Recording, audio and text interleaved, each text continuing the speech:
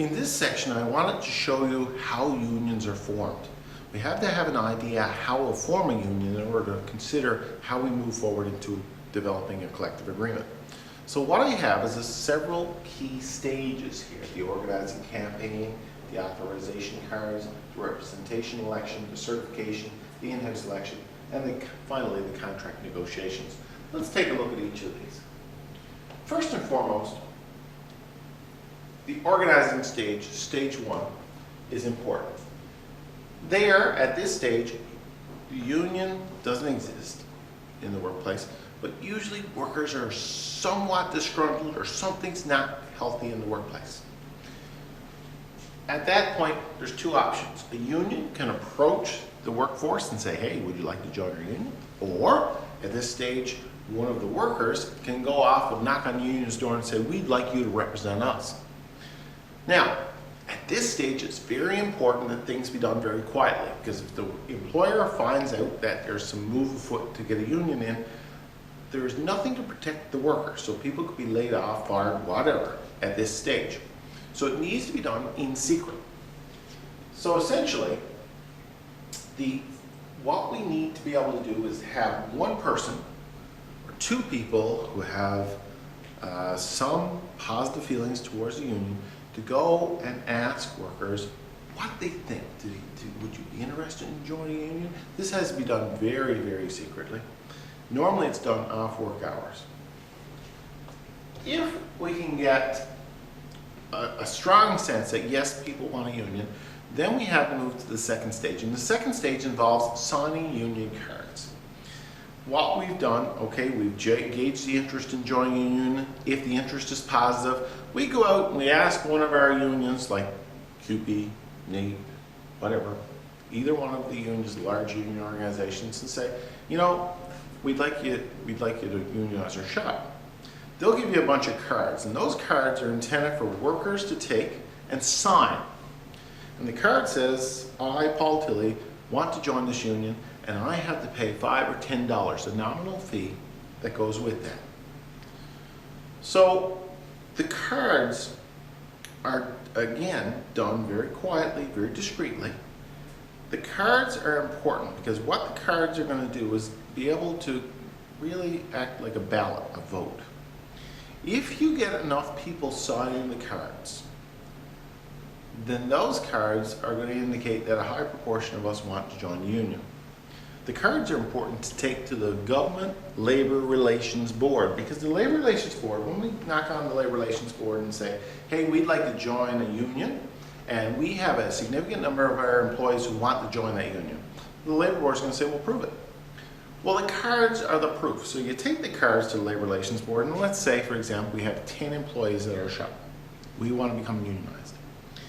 The 10 employees, not all of them will sign the union cards, but let's say 6 do. 6 sign the cards, so we have 6 of 10. That's 60%. The Labor Relations Board will take the cards, and they will say, you know, a high proportion of the employees want to join the union. Labor Relations Board has a choice there. They can, A, the first choice is they feel that's a strong percentage, they can go to the employer and say, hey, employer, we are going to certify this union, whatever the union is, to be the bargaining agent for your workers, i.e. you are now unionized. Or the alternative is, if the Labor Relations Board feels that it's not really clear that all of the workers want to join the union, the Labor Relations Board can call a vote. Now, at this point in time, they go knocking on the employer's door and they say, employer, we've had workers approach us. There's a significant portion of them who want to join the union. We're going to hold a vote in your shop. At that stage, the employer can't do anything. There's nothing the employer can do. They can't fire employees. They can't do anything like that. There's a freeze on all things related to hiring, firing, whatever, at the workplace. Once the Labor Relations Board goes with that information, everything is frozen. The Labor Relations Board then will conduct a vote of workers in the shop. And what we need is a percentage that is greater than 50% to say, yes, I want to join that union. If the percentage is high enough, the workers effectively said to the Labor Relations Board, yes, we want to join the union. The Labor Relations Board will certify, what's called certify, give that union the right to bargain on behalf of the employees. What each individual gives up because of that is the right to go to the boss and negotiate a contract for themselves. So the collective bargaining means that the bargaining is done as a group, not as an individual. The Labor Board too also defines the bargaining unit, because sometimes it's very difficult to tell if the person is an employee or a manager. The Labor Board will decide who's management and who's employees, who's a temporary employee, who's a permanent employee, who's an individual contractor, who's an employee. The Labor Board goes in and makes that decision. It will affect the base number. What number of people do we have in which to judge the union cards by? And they'll also define the appropriate bargaining unit. The bargaining unit really has what's called a common interest. So they look for that common community of interest as having similar wages, hours, working conditions.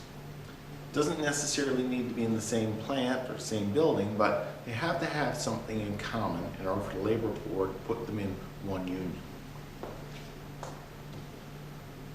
Stage 3 of the Labor Board is the approval and election. And the appropriate Labor Board can either certify or reject the union based on that. In Newfoundland and Labrador, if more than 65% of the employees have signed the cards, the Labor Board will automatically certify the union without holding a vote.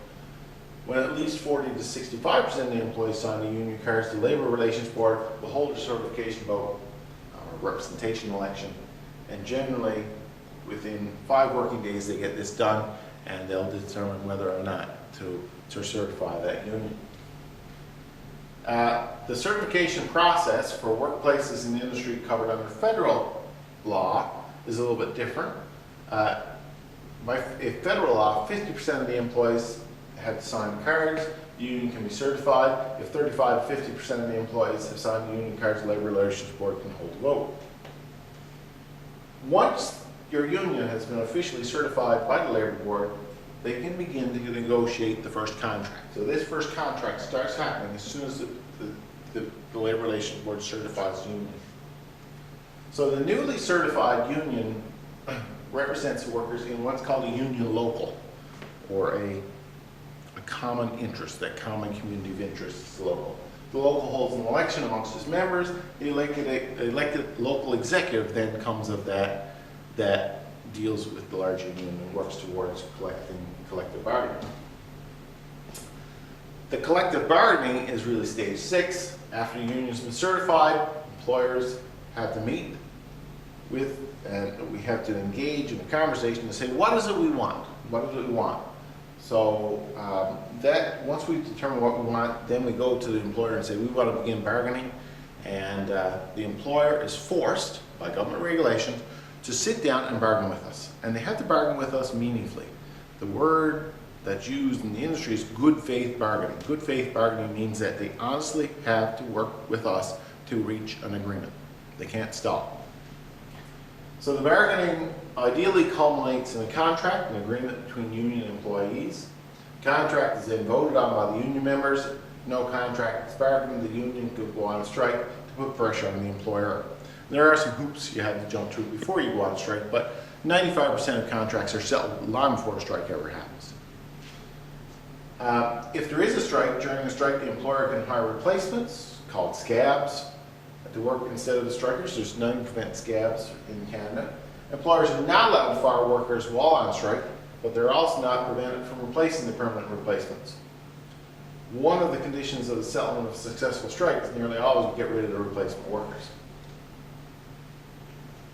Okay, so we're going out and we're going to do negotiations. What are some of the do's and don'ts? Well, from the employers, what the employer needs to do in negotiation is if they discharge, suspend, transfer, lay off, or otherwise discipline an employee for proper cause, they can do that for proper cause. They can make changes in the operation as reasonably necessary for the conduct of the business. They can express management views, but they can't threaten someone with something with those views.